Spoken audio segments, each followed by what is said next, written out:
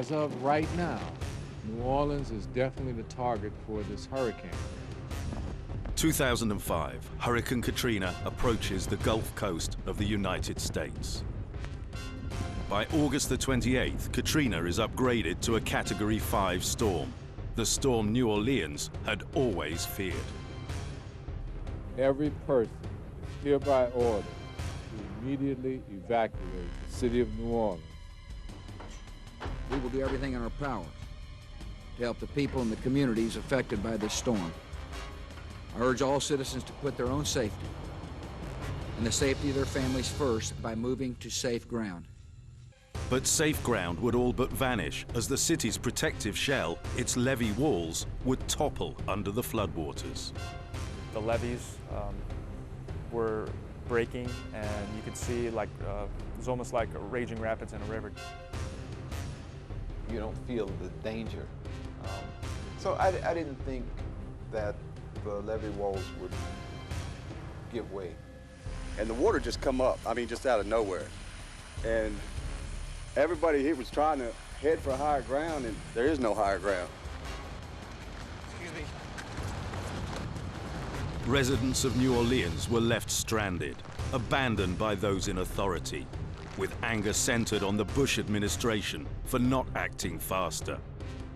Talking to the mayor in those areas, one of the things you've got to figure out what to do with all of the They're using a different playbook than everybody else down here was using. I almost died. I was within seconds of dying for nothing. And when help finally did arrive, it wasn't extended to everyone. They had 40 buses going out. Not one bus picked us up. We stood there and cried. The people didn't help us. You think that was right? Because we black. 2 years on, New Orleans still lays in ruins. And what happened was not just a natural disaster, but a human catastrophe. I'd never let my son sign up for the military. Why should they fight for this country? This country won't fight for us now. The city of New Orleans, a city submerged, humbled by a force of nature, left in tatters by human failure. 80% of the city was underwater and was continuing to get deeper and deeper. The levees were breaking, and you could see it was almost like raging rapids in a river just flowing into these neighborhoods. I saw gas lines that were completely ruptured, and you had 100-foot flames shooting up in the air.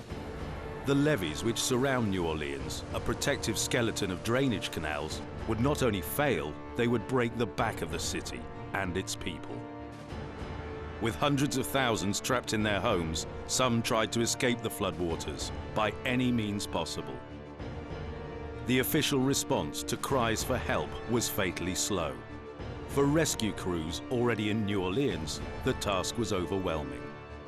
There's times when I wake up and I can remember faces that I rescued that I didn't remember, a few weeks ago, and there's so many rescues that went on during that time that it's really hard to remember everyone. So it was something you see out of a horror story. There was one particular time where one of our rescue swimmers saw an American flag floating down on the water, and he wanted to go investigate and see what was going on. And when he lifted that flag, there was a dead body under it. Things like that happen very regularly. So a lot of that plays on your mind. You just have to go with the punches. For Coast Guard rescue swimmer Dave Foreman, plucking people from rooftops was not only a dangerous challenge, but something he never thought he'd have to encounter. Well, neighborhood rescues are a little different than what we train for. We never really have, on-the-job training for what we did those couple of weeks. Sometimes we went down just to rescue a couple people, and sometimes we thought we were rescuing just one or two that were on the rooftops. When we looked in the house, there was 15, 20 or more people, part of their families or part of the neighborhoods that had congregated in that house. They were everywhere. Police totally unable to restore order. Amid the chaos, lawlessness would quickly descend upon New Orleans. I have instructed the Highway Patrol and the National Guard to treat looters ruthlessly. Some were merely desperate for food and water. Others simply had taken the law into their own hands. Rumors of rapes and shootings spread as fast as the floodwaters. We tried to leave the convention center, they killing people. They got rapists in Superdome, they got rapists. For some, rumor almost became a reality. Her neighborhood wasn't flooded, just the outlying parts of it where she was trapped. We went down into the neighborhood and we hoisted her up. But we didn't realize, which she told me later, that there was a gang of guys and they were beating on her door on the opposite side as we were rescuing her, and they were getting ready to break in, and she said, we rescued her just in time because they were about to overtake her. Despite promises for help, New Orleans was a city abandoned by its own leaders in government, despite best assurances. The challenges that we face on the ground are unprecedented. But there's no doubt in my mind we're going to succeed. But on nearly all levels of authority, the people of New Orleans were left to fend for themselves, including those who were supposed to have been in the protection of the law. And I remember very clearly praying to God that, please do not let me become trapped inside this jail in a hurricane situation. Confined to a prison cell, Roderick Dean and other inmates at New Orleans Parish Prison were faced with no means of escape. The head jailer, I assume he went from cell to cell with two of his henchmen. And he came in the cell and basically made a speech saying, we are going to ride this Category 5 hurricane out, turned around, walked away, and left, and we never saw him again. We were looking out the window. We were watching the roof come off of the Superdome.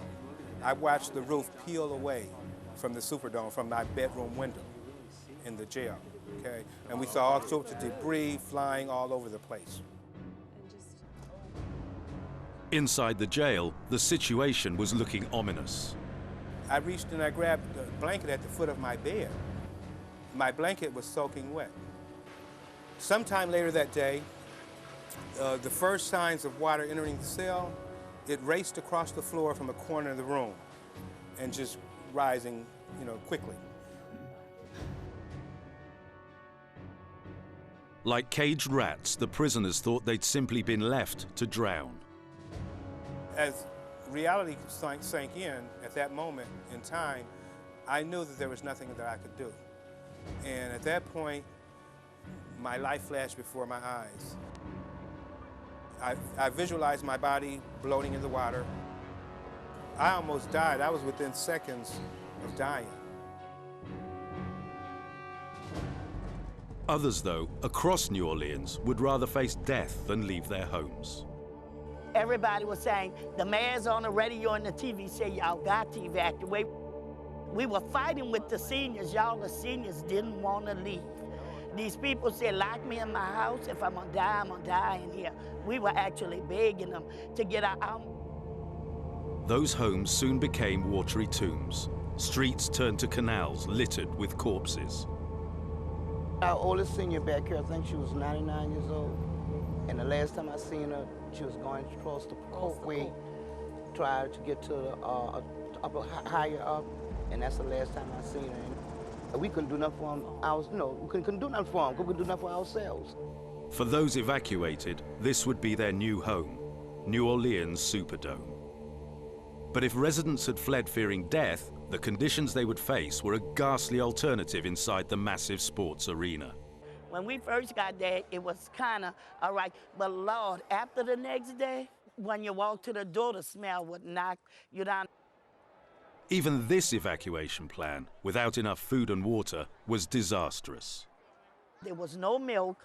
There was no water. We had young women who had just had babies. We were pouring waters on them so that they could breastfeed their babies, actually pouring water to keep their breasts clean, because there was no way these babies wouldn't have never survived.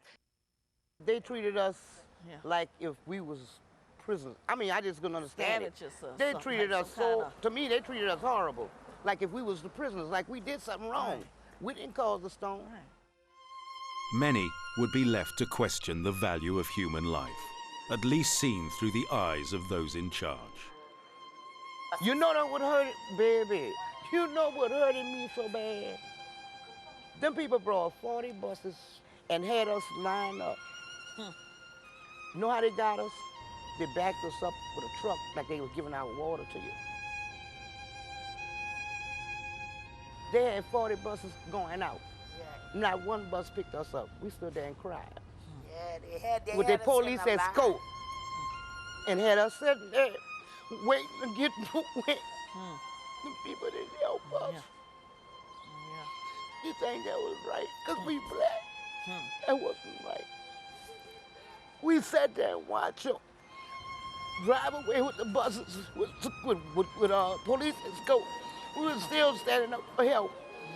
And people drove off and left us. They had people, old people laying against the wall in the dome. It was dead. There was nothing you could do for them. People just covered them up.